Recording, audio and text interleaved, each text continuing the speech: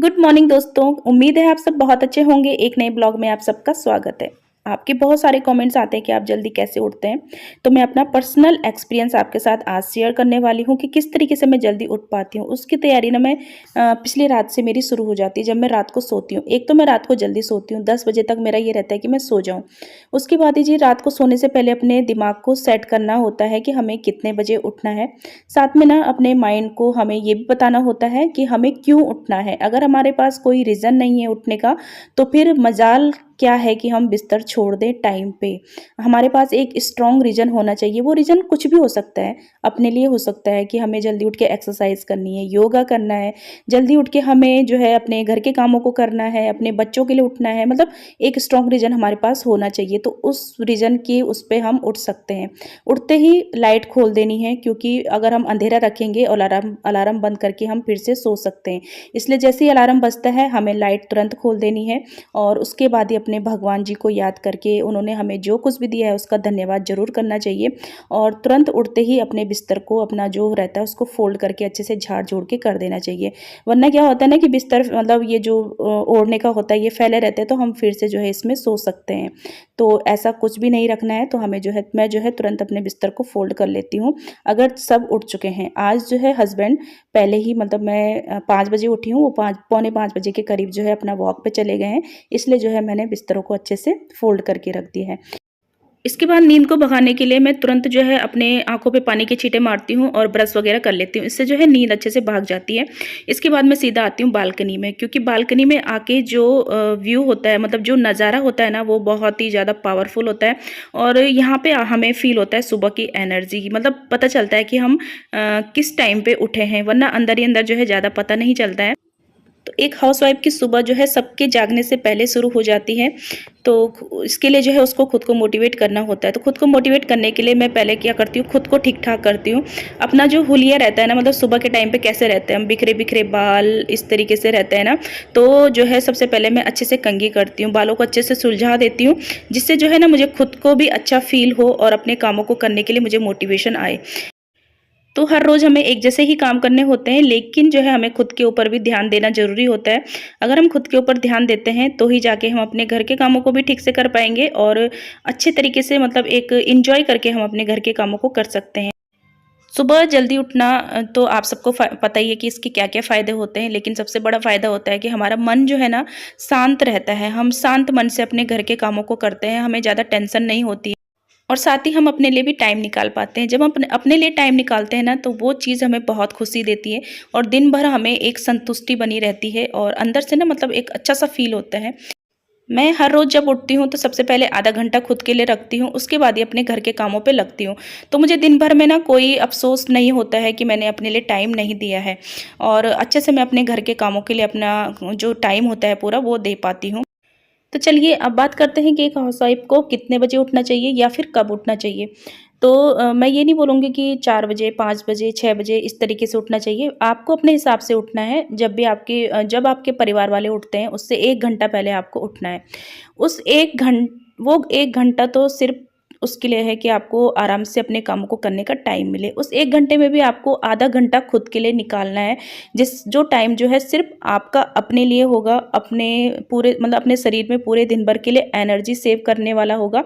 तो इस हिसाब से आपको डेढ़ घंटे के करीब जो है पहले उठ जाना चाहिए। बाकी हर किसी के काम अलग-अलग होते हैं। हर हाउसवाइफ़ का काम अलग होता है, मतलब उसके कामों पे डिपेंड करता है कि वो सुबह उठ के पहले क्या करती है, क्या काम उसको करना है अपने परिवार वालों के हिसाब से। उस तरीके से वो डिसाइड कर सकती है कि उसे 5 बजे उठना है, 4 बजे उठना है या फिर 6 बजे उठना है। मैं 5 बजे उठती हूँ। अब धीरे-धीरे जैसे गर्मियों का टाइम आ चुका है, तो अब 4 बजे भी उठना शुरू करूँगी।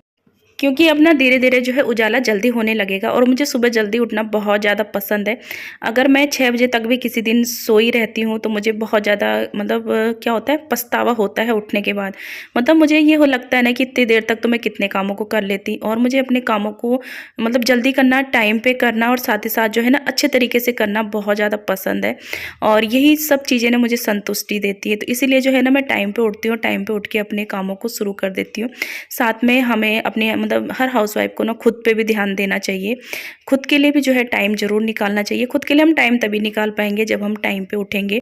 क्योंकि हमारा जो मानसिक स्वास्थ्य है और शारीरिक स्वास्थ्य है वो अगर सही रहेगा, अगर हम मन से स्वस्थ रहेंगे और शरीर भी हमारा स्वस्थ रहेगा ना, तभी हम पूरे परिवार की देखभाल कर सकते हैं अच्छे से। तो मैं तो यही कहती हूँ पर्सनली कि अपने लिए हमें टाइम ज़रूर निकालना चाहिए। कोई आके हमें नहीं कहेगा कि अपने लिए टाइम निकालो, मतलब कोई हमें अपने लिए वक्त नहीं देने वाला है। हमें खुद ही जो है अपने लिए टाइम निकालना है और खुद जो है अपने अपने साथ इतनी भी नाइंसाफ़ी नहीं करनी चाहिए अपने शरीर के साथ या अपने मन के साथ, कि मतलब बहुत से लोग होते हैं ना कि उठते ही जो है काम पे लग जाते हैं।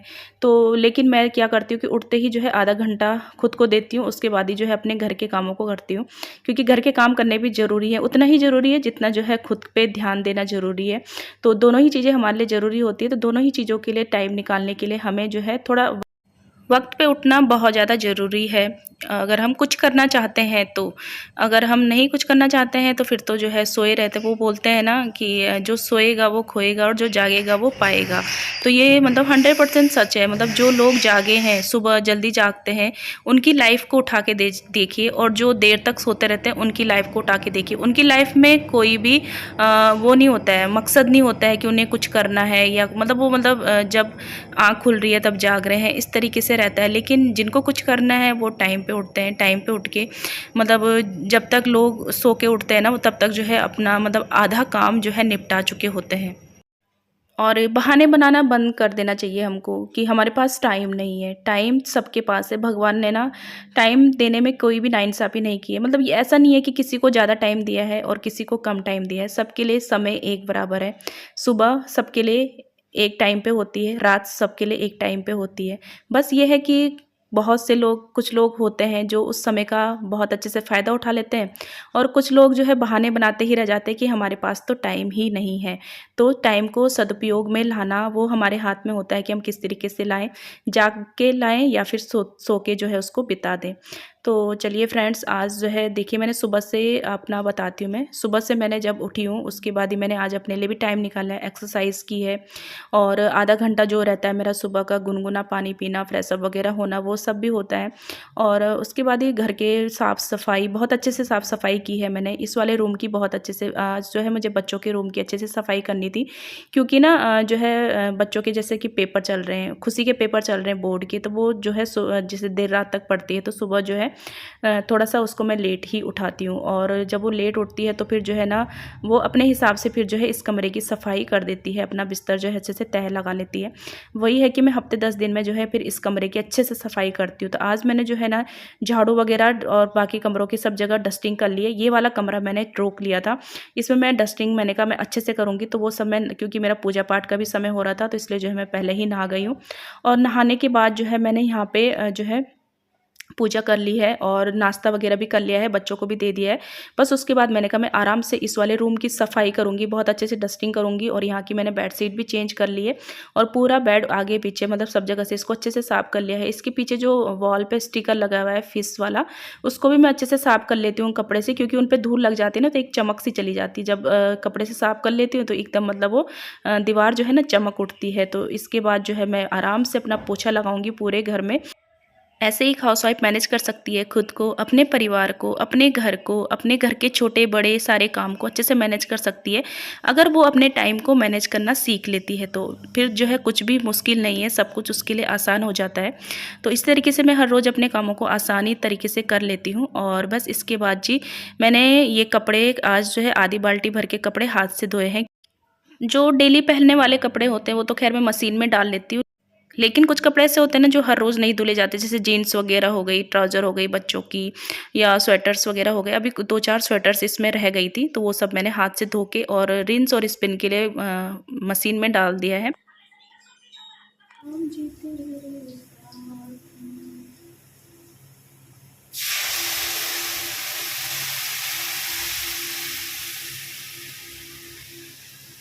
तो पूरे 22 मिनट का समय लिया मशीन ने कपड़ों को रिंस और स्पिन करने के लिए। उसके बाद मैं कपड़ों को छत पे डाल के आई, थोड़ा-सा रेस्ट किया, और इसके बाद जी आ गई हूँ मैं लंच बनाने के लिए। 3-4 दिन की दही इकट्ठा हो रही थी फ्रिज पे, उसी को लिया मैंने, उसको अच्छे से मथा, उसमें बेसन घोला, मिर्च मसाले डाले और बना डाली कढ़ी। क्योंकि ना आज कढ़ी खाने का बहुत ज़्यादा मन कर रहा था और बच्चों का भी मन कर रहा था, और हमें जो है ना खट्टी-खट्टी कढ़ी पसंद है। और खुशी के पापा को मतलब जिसका मतलब बिल्कुल खट्टा ना हो वैसी कढ़ी पसंद है, लेकिन वैसु को और मुझे जो है कढ़ी के मामले में खट्टी कढ़ी पसंद है। तो आज जो है थोड़ी खट्टी खट्टी सी कढ़ी बनाई है, और ये जी चावल है, कढ़ी है, साथ में खीरे का सलाद है। और आप सब भी आ जाइए, और लंच हो या फिर डिनर हो या फिर नाश्ता हो, तो हम सब जो है मिलके यहीं पे बैठ के करते हैं। मतलब ऐसा नहीं है कि मतलब कोई कहीं बैठ के कर रहा है, कोई कहीं बैठ के कर रहा है, एक साथ ही बैठ के हम जो है साथ में खाना खाते हैं। क्योंकि खाना खाने का जो ये समय होता है ना, यही एक टाइम होता है जब सब मिलके जो है यहाँ पे बैठ के खाते हैं। बाकी तो जैसे कि बच्चे अपना पढ़ाई करते रहते हैं, कोई टीवी देखते रहता है, मैं अपने घर के कामों पे लगी रहती हूँ। तो बस जो खाना खाने का समय होता है ना, वो यही समय होता है कि सब मिलके बैठ के खाते हैं। तो इसके बाद जी मैंने यहाँ पे मुझे एक डोंगा चाहिए था, कढ़ी बच गई है थोड़ी सी, और इनके पापा के लिए बचाई है मैंने, क्योंकि इनको भी पसंद है। तो रात को जो है रात का काम हो जाएगा, तो यहाँ पे मैंने वो डोंगा धो के इसमें जो है कढ़ी रख ली है। इसके बाद जी मैंने सारे बर्तन धो लिए हैं, और इसके बाद मैं करूँगी अपनी गैस की और किचन की। आज मैं थोड़े से अच्छे से सफाई करूँगी, क्योंकि अभी होली गई है, और काफ़ी सारे जो तेल मतलब पकवान वगैरह बने हैं तो उसके छींटे जो है आ चुके हैं। तो इसके पीछे की जो दीवार है, टाइल्स हैं, वो तो खैर मैं हाथ के हाथ साफ़ करती रहती हूँ, लेकिन आज जो थोड़ा सा जो खुले में बर्तन है ना मेरे का यहाँ पे डब्बे वगैरह चीनी चाय पत्ती के, इन पे मैं एक एक हाथ मारने वाली हूँ। साथ में जो मिर्च मसाले का डब्बा है वो भी मैंने धो के रखा हुआ है, तो इसको भी पोंछ के इसमें जो है इसकी मसालदानियाँ लगाऊंगी। तो चलिए जी, अभी मुझे 2 चीज़ों पे आपसे बात करनी है। और सबसे पहले, आपने वैसु के और कानू का बर्थडे था, तो उसके लिए काफ़ी सारे आपकी शुभकामनाएँ आई, तो उसके लिए बहुत बहुत धन्यवाद दिल से आप सबका। और इसके बाद ही जी, पहली बात है कि एक उस वीडियो में जो पूजा में मैंने साड़ी पहनी थी एकदम डार्क पिंक कलर की, तो उसका लिंक मांगा है आपने। तो उसका लिंक या कोड नंबर कुछ भी मिले तो मैं वो जो है इस वाली वीडियो की डिस्क्रिप्शन बॉक्स में डाल दूँगी, वहाँ से आप चेक कर सकते हैं। और वाक़ई मैं अभी उसको पहन चुकी हूँ, तो बहुत ही अच्छी साड़ी है। साड़ी और ब्लाउज़ का दोनों का मैं वहाँ पे दे दूँगी, तो आप चेक कर लेना। दूसरी बात ये है कि आजकल मेरे टाइटल जो है ना इंग्लिश में नज़र आ रहे होंगे आपको, जो कि मैं नहीं कर रही हूँ। मैं तो हिंदी में डालती हूँ जैसे डालती हूँ, लेकिन वो जो है शो हो रहे हैं आप सबको इंग्लिश में। तो वो सब ना यूट्यूब की तरफ से हो रहा है आजकल, कुछ मतलब यूट्यूब कुछ पता नहीं क्या एक्सपेरिमेंट वगैरह कर रहा है। तो जिस वजह से जो है मैंने बहुत सारे ब्लॉगर्स के देखे हैं टाइटल, उनके भी इंग्लिश में आ रहे हैं, जो कि मतलब नॉर्मली मेरी तरह हिंदी में डालते हैं, लेकिन आजकल इंग्लिश में शो हो रहे हैं। तो वो सब जो है यूट्यूब की तरफ से हो रहा है। इंग्लिश के मामले में तो मैं बिल्कुल नील बटे सन्नाटा हूँ, मेरी इंग्लिश बिल्कुल भी अच्छी नहीं है, क्योंकि हम तो हैं भाई सरकारी स्कूल में पढ़े हुए बच्चे।